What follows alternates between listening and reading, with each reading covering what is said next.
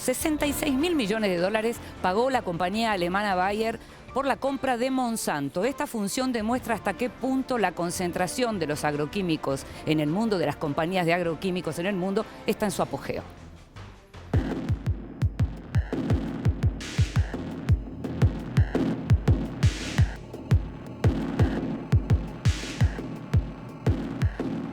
Después de varios meses de especulaciones y negociaciones reservadas, finalmente, el 14 de septiembre se hizo público que Monsanto había aceptado la oferta de Bayer por 66 mil millones de dólares para adquirir la empresa. El emporio alemán en el mercado de farmacéuticos incorporaría así a su campo de control a la mayor empresa global en el negocio de agroquímicos y semillas.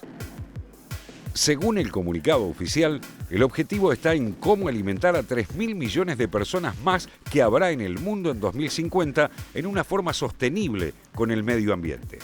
Sin embargo, detrás del mega acuerdo aparecen otras cuestiones más ligadas a la preocupación por el control de un negocio multimillonario y no tanto a la alimentación o al medio ambiente.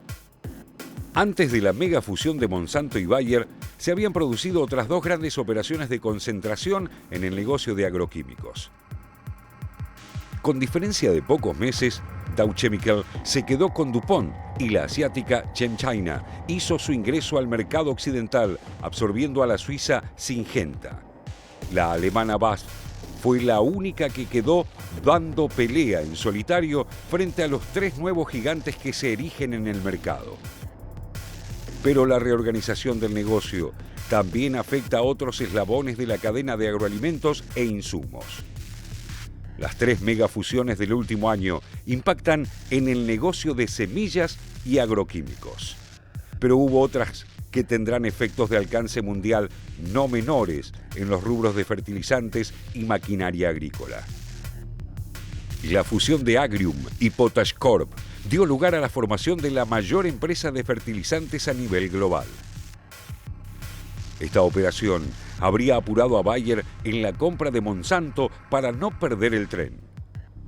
La firma alemana no solo se dedica a fabricar y promocionar su famosa aspirina, sino que diversifica su negocio desde la producción e investigación en los más diversos rubros farmacéuticos hasta las semillas, pesticidas, abonos y desarrollos en ingeniería genética.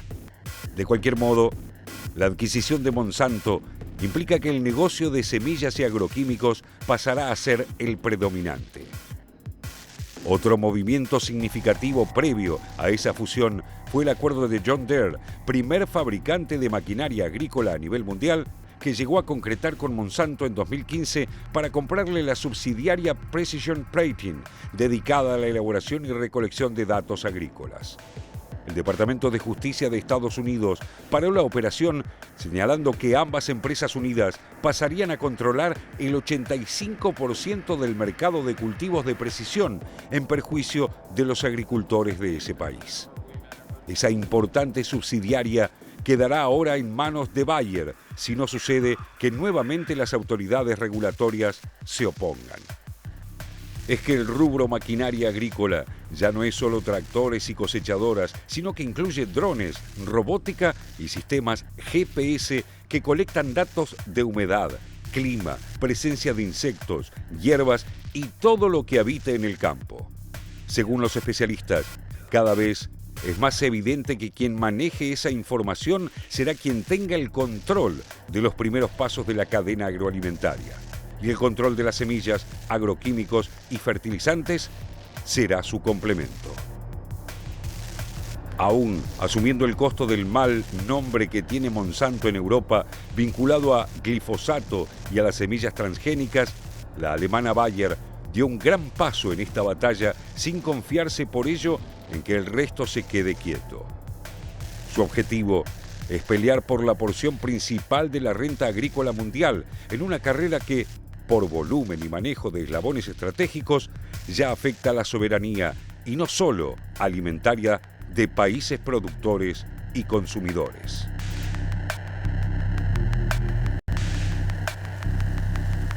Como marca, Monsanto estaba dañada, lo dice el informe. Tenían problemas con ese nombre, justamente. Ahora, veíamos en el primer bloque lo que tiene que ver con el cuidado del medio ambiente, al menos en la retórica de los países, al menos como tema que se lleva a cada cumbre mundial. Y de la mano de esto estamos viendo la concentración en el sistema y en las compañías de agroquímicos. ¿Vos ves algún vínculo entre una cosa y la otra? Es decir, que haya mayor regulación, más reglas y que la concentración, por otra parte, las haga como más fuertes, Raúl. Sí, no, indudablemente que hay un vínculo, porque este tipo de hechos, lo que está ocurriendo todo en el mercado de agroquímicos, semillas, fertilizantes, pesticidas y todos estos elementos y la concentración que está habiendo, pone en alerta a todos los organismos de regulación. Fíjate vos que hubo un hecho notable con respecto al tema Bayer-Monsanto, notable en cuanto a la repercusión periodística. Hubo una gran reacción en contra de los diarios estadounidenses, pero diarios estadounidenses que entre sí pareciera que no tienen nada que ver entre ellos. Muy pocas veces están de acuerdo. El New York Times, el Wall Street Journal y el Financial Times criticaron al mismo tiempo esta alianza, con puntos de vista diferentes, y arrancando de lugares diferentes, pero uno de los puntos que preocupa es la dependencia que va a generar para los agricultores tener tan concentrado el mercado de semillas, agroquímicos y fertilizantes. Repito, son tres eslabones claves de la cadena de producción. Muchos dicen, a partir de esto cada vez importa menos qué hacen los agricultores y qué es lo que van a hacer los fabricantes de alimentos, porque el dominio de toda la cadena va a estar ahí en el medio, en el control de estos elementos básicos, al cual agregábamos en el informe el tema de la información, los datos sobre en qué momento cosechar, la humedad del suelo, la presencia de alguna ¿cómo se llama? Maleza en el campo, todo eso también, el control de esa información es parte del negocio. Por eso, digamos, frente a esta situación, la defensa de los agricultores y el rol de los mecanismos de regulación es donde aparece también la cuestión de la defensa del medio ambiente y un mercado más o menos sano, digamos. Antes de que tome la palabra José, quería preguntar en relación a las leyes que hay en los países, o tal vez algunos de los compañeros también lo pueden decir, porque están atrasadas las leyes en general en lo que tiene que ver, por ejemplo, las leyes de semillas y demás. Se hicieron en un momento muy diferente al actual. No sé quién... Bueno, hay un fenómeno que tiene que ver con leyes y tiene que ver con imagen. Fíjense que Bayer, que inventó la aspirina en 1899, es la compañía que mejor reputación tiene en el mundo, justamente por la aspirina. Y en este momento quedan en el mundo 4 megacompañías de herbicidas, es decir, de 6 se reducen a 4. Lo que se compra aquí es más que todo buena imagen. Es decir, tratar de, lo que decíamos, de despojar de esa mala imagen que tiene Monsanto con una excelente imagen que tiene Bayer. De esa fusión, a cambio de algo lo debe dar Bayer, digamos, no creo que sea. Vos sabés, Jorge, que inclusive, un datito, perdóname Natalia, inclusive se está evaluando, por lo menos se está especulando mucho, si Bayer va a mantener la marca Monsanto o la va a reemplazar por el mal nombre, sobre todo que tiene en Europa. En Europa es muy resistido el tema Monsanto y con respecto a las leyes, fíjate vos el atraso que tenemos, que las leyes son muy dispares, muy diferentes en los distintos continentes. Por ejemplo, Europa todavía el tema de los transgénicos no le permite. La mayoría de los países, en Francia está prohibido. Claro, en Europa Monsanto, por eso es palabra prohibida en muchos sentidos. Por los ecologistas, la fuerza de los ecologistas además. Sin embargo, todo el boom sojero se dio a partir de la semilla transgénica.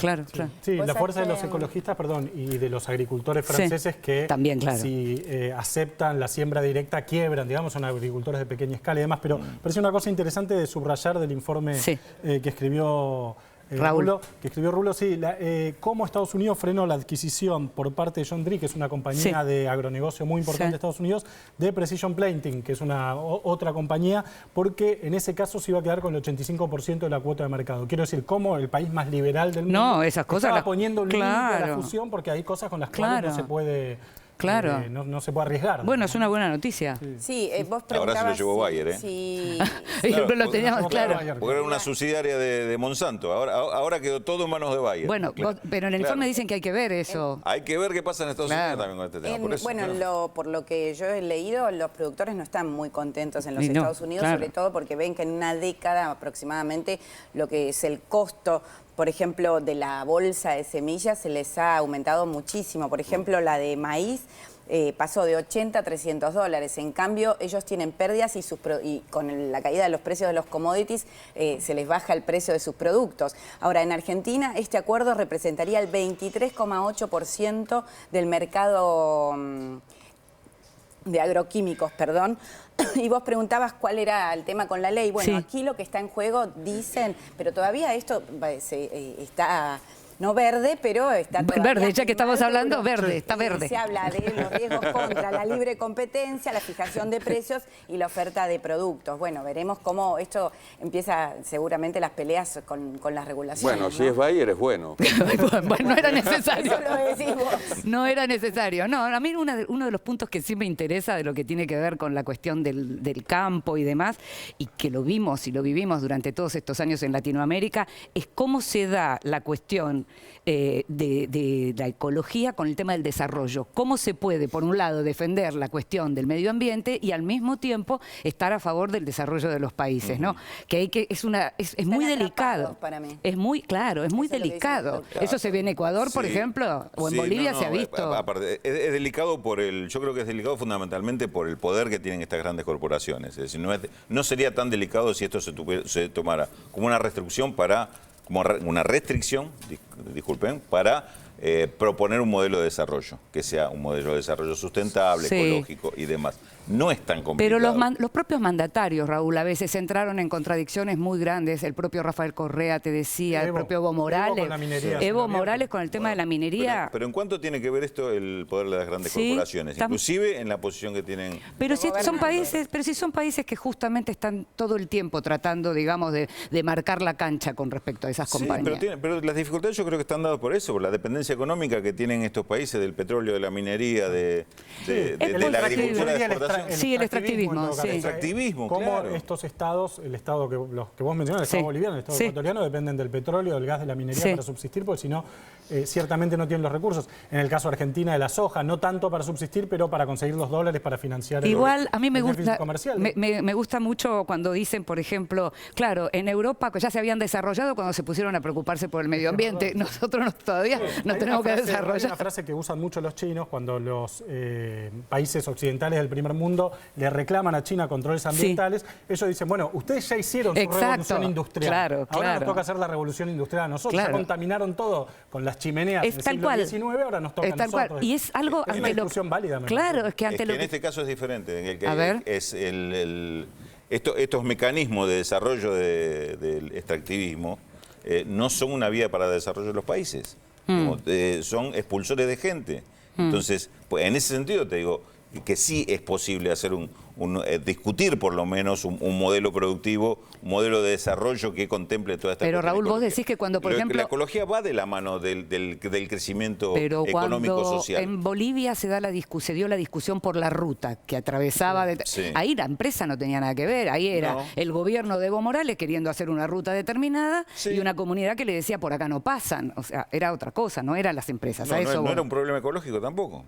No era un problema ecológico. Era un problema más o menos. Ellos defendían... La propuesta del gobierno, en ese caso, sí tenía una respuesta a la ecología y la sustentabilidad ecológica. No, en todo caso, al desarrollo. Era una respuesta de desarrollo. Y la posición del gobierno, ¿cuál fue? Retroceder para volver a discutirlo, darse una discusión. Fíjate vos la diferencia enorme que tiene el planteo del gobierno de Bolivia del decir... ¿No están convencidos? Bueno, vamos a discutirlo no. No damos 5 o 10 años más para discutirlo. En eso estoy de acuerdo. Digamos, pero no hay una contradicción entre un tema y otro. Digamos, en estos temas de agroquímicos, minería y demás, sí hay una contradicción. No, a lo que yo voy es que ahí no tenía que ver con esta concentración, ni con estas empresas, ni nada de eso de afuera, sino que era una discusión entre el gobierno que quería hacer una ruta determinada en un lugar y una comunidad que le decía, no, por acá no pasan porque nos van a alterar el medio ambiente y esto es nuestro. No, yo por ahí Entonces, ahí te digo, desarrollo versus medio ambiente. No, versus no, eso es lo que yo te insisto, no es versus, porque el gobierno dijo, sí, discutamos el tema si esto impacta o no impacta en el medio ambiente. Ahora, Rulo, en el caso de siembra... Y lo van a discutir, y en algún momento llegarán a una solución. A ver, ¿qué? En el caso de siembra directa, ¿no? Sí. De la soja, los transgénicos, que es algo que hay un sector del pensamiento ecologista, no todo, pero hay un sector que lo impugna, otro sector que no lo impugna, digo, y que ha sido parte del desarrollo de la sustentabilidad de los gobiernos de América Latina en los últimos 10 años. Como hubiera sido difícil que el kirchnerismo sea kirchnerismo, que el lulismo sea lulismo, digamos, sin siembra directa. Ahí sí se plantea, me parece, una cuestión, digamos. Hay un sector del ecologismo que dice, la siembra directa es peligrosa para el medio ambiente, etcétera. Ahora, otro sector dice, necesitamos la siembra directa, por un lado, para generar el superávit comercial necesario para sostener el financiamiento de la industria, y por el otro lado, para dar de comer a la gente. Difícil también pensar dar de comer a 7.000 millones de personas en el mundo sin transgénicos, digamos, sin siembra directa. No, primero, voy por lo último. No es tan difícil pensarlo así, porque en principio esto no le da de comer a 7.000 millones de personas en el mundo. Segundo, el tema del desarrollo de la soja por siembra directa y a través de los transgénicos, lo que hizo fue expulsar gente del campo. Es decir, esto no es un modelo de desarrollo productivo, evidentemente fue un negocio. Generó también un superávit comercial que permitió a los gobiernos les sirvió. Generó dólares. A los gobiernos eso les sirvió. Los cultivos de economías regionales para el consumo interno no generan dólares. Entonces, ¿qué se hizo? Se destruyó todo eso en función de tener los dólares. También coincide no es un mecanismo, digamos, y ahí a la ecología dejarla a un costado que entre después en la pelea. Pero hay una disputa en cuanto al modelo económico ahí.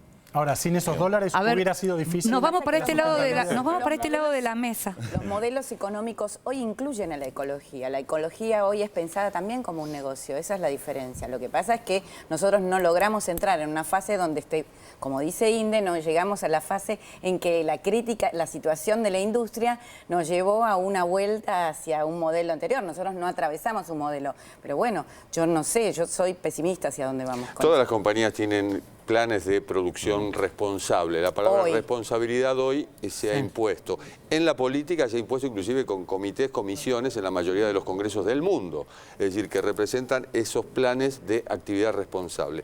Pero hay un fenómeno. Desde 2008, por primera vez en la historia de la humanidad, hay más gente en las ciudades que en el campo.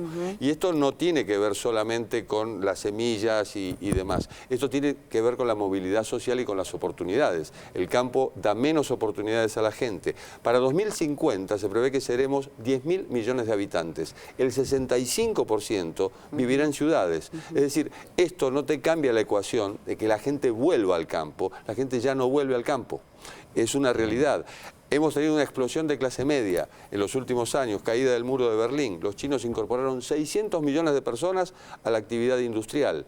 India, 300 millones de personas. Brasil, 50 millones de personas que han salido de la pobreza. Es decir, que salieron de la pobreza y son hoy clase media.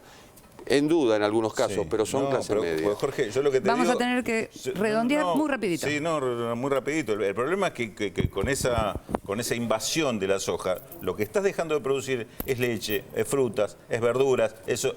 La gente que está en la ciudad va a demandar eso también. Y no lo va a tener. Entonces, ese modelo no alimenta más personas, alimenta menos personas. Chicos, sigan en el recreo, chicos, me parece. Van a seguir en el recreo. Nosotros nos estamos yendo, estamos en la edición internacional del Noticiero de la Televisión Pública. Seguimos hasta las 14 y vamos a otra pausa. Exactamente, y les adelantamos los temas que vamos a desarrollar en el próximo bloque.